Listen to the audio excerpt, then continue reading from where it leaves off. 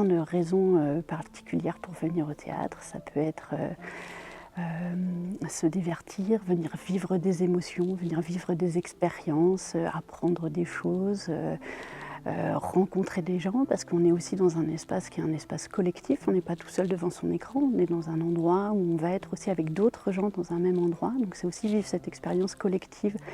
Moi, c'est ça que en tout cas personnellement, moi c'est ça que je viens chercher quand je viens au théâtre, d'être avec d'autres gens face à une œuvre artistique et éprouver des émotions et ouvrir son esprit au monde, à d'autres manières de voir les choses, à s'interroger d'une manière générale sur le monde.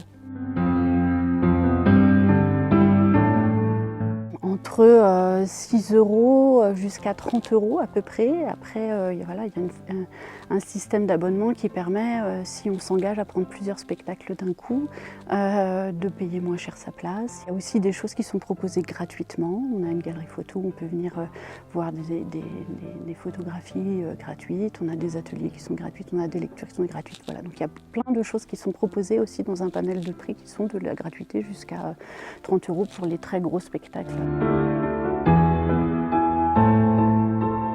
On a mis en place depuis maintenant 2 ans et demi un atelier qui s'appelle l'atelier théâtre Terre d'Asile, où l'idée était de créer un espace de rencontre. Alors nous, notre métier, c'est de faire du théâtre, ou en tout cas, c'est d'être dans cet espace-là, en fait. Un espace de rencontre entre les demandeurs d'asile et les spectateurs ou les gens, les Gapençais qui ont envie de se rencontrer. Au travers de petits jeux théâtraux assez simples, qui sont ouverts à tous et qui peuvent être accessibles à tout le monde.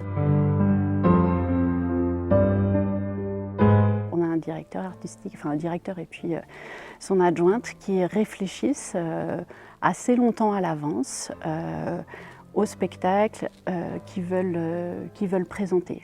On est en fait une scène nationale, donc on a comme ça un certain nombre de missions à l'intérieur duquel on doit rentrer. Et puis notre directeur, il a un projet artistique, donc il fait rentrer aussi des spectacles à l'intérieur de ce projet artistique-là. Voilà, ils vont voir au moins 150 spectacles dans l'année. À partir de tous les spectacles qu'ils ont vus, ils vont faire un choix.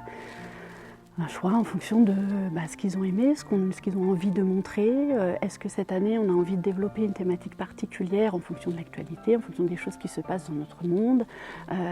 Et du coup, voilà, et on choisit un certain nombre de spectacles pour le jeune public, un certain nombre de spectacles pour le cirque, un certain nombre de spectacles qui sont aussi adaptés à notre salle ou à la petite salle. Enfin voilà, il y a tout un tas aussi de contraintes pour faire cette programmation.